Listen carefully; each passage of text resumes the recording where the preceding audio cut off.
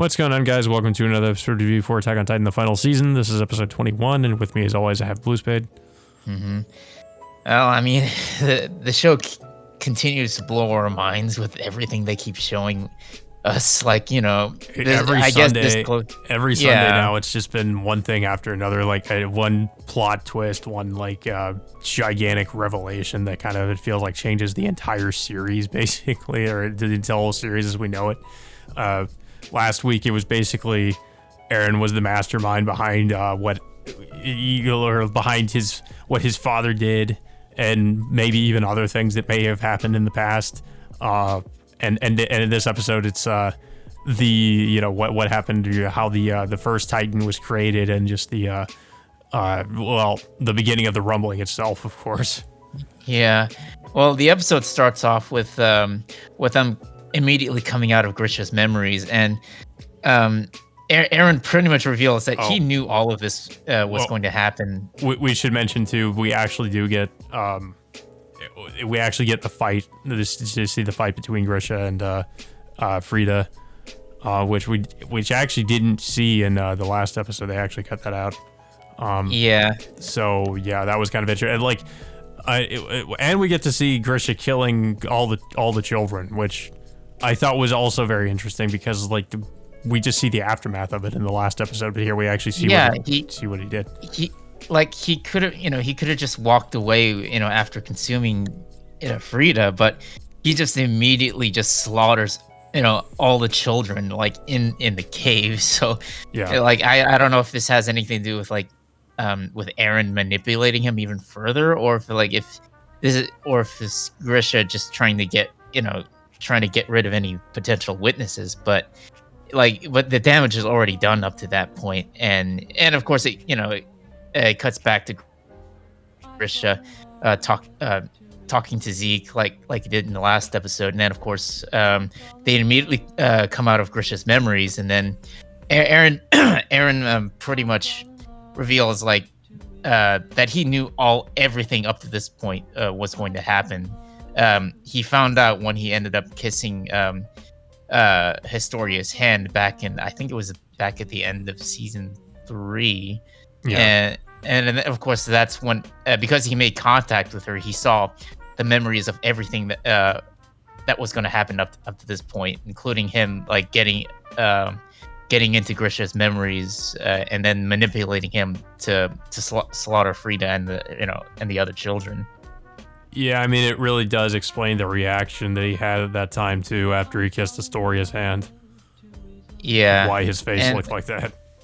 Yeah. And of course, Zeke, of course, desperately orders Ymir to enact, his plan to euthanize the Eldians. And then, of course, Ymir accepts the order and then, of course, walks towards the paths, which leads to Eren, desperately, trying to escape his bindings, and he managed to successfully do that after he loses parts of his hand or thumb doing so, and then he ends up walking he actually ends up running towards Ymir and stops her, which leads him to see the memories of her past, which is definitely revealing, considering what other people have ended up supposedly telling about Ymir's backstory. Yeah, so basically Ymir's backstory, the Marleyan people only know their version of the Ymir's backstory is kind of a more it's not exactly accurate, nor is the Eldian version of Ymir's backstory exactly accurate either. Because I guess with Marley, they say that Ymir was just basically a devil. And to the Eldian people, Ymir is like a god, basically. So it's just two polar opposites, interpretations of Ymir. Yeah. In this flashback, Ymir was just a normal girl living at a rural village who's, that got invaded by, I guess, I think conquerors led by King Fritz. Yeah, so, these were, I guess, supposed to be the ancient, Eldian people. Yeah. And then, of course, we see her dealing with the fallout of that, which in which she and her people were ended up getting enslaved by by Fritz's kingdom. She also had her And tongue then cut out. yeah, they didn't even reveal her tongue getting cut out, but they kind of like imply that her tongue was cut out. Yeah. So Also, I should mention, what do you think about how the people like in the flashback, they have no, like they pretty much have their eyes completely like kind of like shrouded, sort of like they don't have any like eye pupils or. they did that the same. Well, Ymir is also the same thing with with how they portrayed her. So Yeah, it's I thought it made everything seem that much more like, dark in tone and just ominous, that they just don't have any. yeah. They kind of look like that. Yeah. So, like, what happened next is Ymir ends up getting, I guess, betrayed by her own people for supposedly allowing a pig to escape the pen house. Which I don't know. We don't know if like it was either she did it on purpose or if it was an accident. But this leads to Fritz ordering her execution, and then Ymir desperately tries to escape from her man. Well, of course she gets shot in the back, and then she gets shot in the leg, and then it gets to the point where she stumbles down to where what was it, that tree?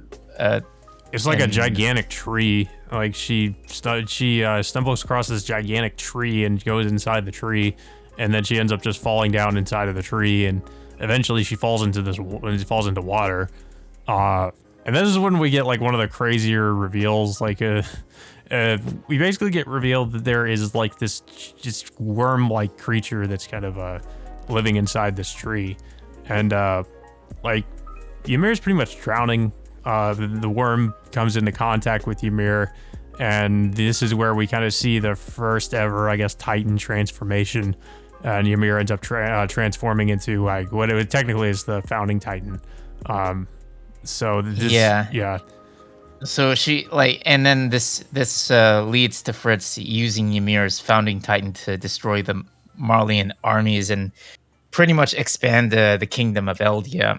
And I think it's interesting too. I want to point out because Ymir was a slave and she was being hunted down by these people, being hunted by King Fritz, and she transforms into a Titan. Like if you think about it, she could have just gone back and completely could have easily killed King Fritz and like rebelled against them with her Titan, but she just chose not to. But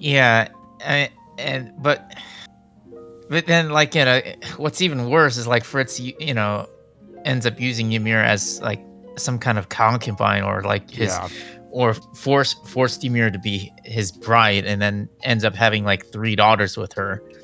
And we also could assume that Ymir has had to regenerate her tongue as well if she became a Titan shifter, but she chose not. I mean, because as far as we know, she never says anything. She never talks. Yeah. And then soon afterwards, Ymir ends up sacrificing herself to save Fritz from an assassin, and Fritz demands that she gets up. That she can't die from what she was inflicted with, but she ends up dying anyway, which leads Fritz to ordering his children to eat Ymir's body to, I guess, obtain her powers of the founding Titan, which is kind of incredibly messed up when you look at it. Yeah, and another thing I want to mention too is like at this point in time, like Fritz, like as far as we know, like he had no way of knowing that this would make it so that they would actually like inherit her powers. But they just so happen to, and because this is how the Titan shifters work, is they eat each other. If one of the pure Titans eats one of them, they end up inheriting like Titan shifter abilities. Yeah, what's also interesting that Ymir's 3 children are named Maria, Rose, and Gina, which of course they're named after Well, actually, no, it's what the walls of Parody Island end up being called. After like 2,000 years afterwards. Mm-hmm. So yeah, that flashback was definitely an eye opener. And then we get back to the present time in the past where Eren like ends up grabbing Ymir and pretty much tells her, gives her the freedom to choose whatever she wants to do, whether rather than like taking orders from someone like of royal blood, like what Fritz did to her. So I should also mention too that there was a scene that, and I think people said this was actually kind of like an anime original scene, but it's a scene with Ymir kind of creating the Titans. Apparently, she's been in the paths the whole time, just constructing these. I think is the Titan shifters. That she constructs them like out of this like sand or whatever is in there. So like every time I guess there is a new Titan shifter, she has to construct the new Titan shifter herself in the paths. Which, as we know, the time passes differently in paths. So like a long time in the paths could be like a very short amount of time in the real world. Yeah. Well, yeah. So yeah, back at the present day. So like Eren gives her a choice to do what she wants to do. So this eventually leads Ymir to end up choosing Eren's side rather than following through with Zeke's euthanasia plan. So this it pretty much like shifts us back to the moment where Eren got his head shot off, and then he immediately like gains Ymir's power to start the rumbling. Yeah. Well, we also see that the way that he basically Eren comes back is through the worm, because we briefly see the worm again. The worm comes back, is basically connected to his head, and then it turns him into, what is basically the founding Titan, Eren's founding Titan. I want to say too, like, just the, like, it felt like, I didn't expect a lot of the shots in this of the Titans. Especially of the founding Titan. I didn't expect that it was going to be 2D. I thought, it's based on everything else we'd seen so far, it was going to be CG, but surprisingly, it was actually, aside from maybe, when we see it far off, it is actually 2D. It looks great too. I think the way the rumbling starts and the way that Eren gains the founding Titan and all that was done just brilliantly, I thought. The soundtrack, the way that they made the sky looks all red, it looks like a post-apocalyptic wasteland, which makes sense because of what's about to happen. We see all the Titans breaking out of the walls. I think they said there's thousands of Titans in the walls. We see the walls just being completely destroyed and the Colossal Titans coming out. Now, I think the Colossal Titans are actually CG, but I'll be honest, at first it was really hard for me to tell. The CG was actually so good that it was actually difficult for me to tell if that was actually hand drawn or CG. And if you also compare it to, in the season 2 and 3 when Wit was still, animating it, and they did CG Colossal Titans. Imagine if Wit was still doing this, and imagine if all the Colossal Titans kind of look like that. I think Mappa, has done a much better job with the CG Colossal Titans, at least, than I feel like Wit would have been able to do.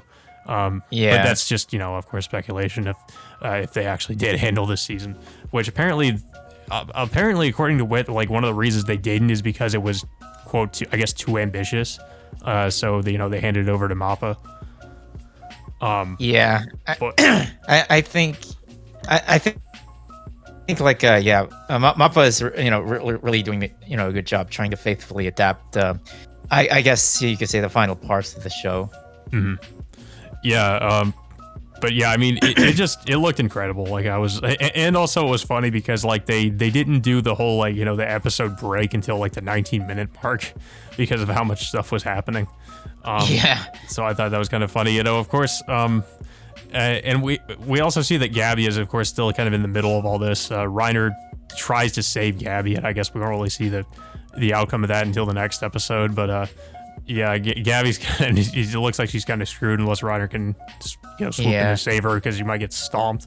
And we also see Falco, who's back in human form after he ended up consuming Porco in a couple episodes ago. So another thing I should mention too is that, I did mention before, and I will say I kind of forgot about this plot point, but so earlier in the first part of the final season, they do discuss the rumbling, and they said that they wanted to do a small rumbling initially, is what the plan was that they would only like let a certain number of the colossal titans out to stomp Marley. So apparently, I guess, like, and this goes back to Armin, because Armin was under the impression, I guess, that Eren was only going to release a certain number of the colossal titans, and that he was only going to kill a certain number of people.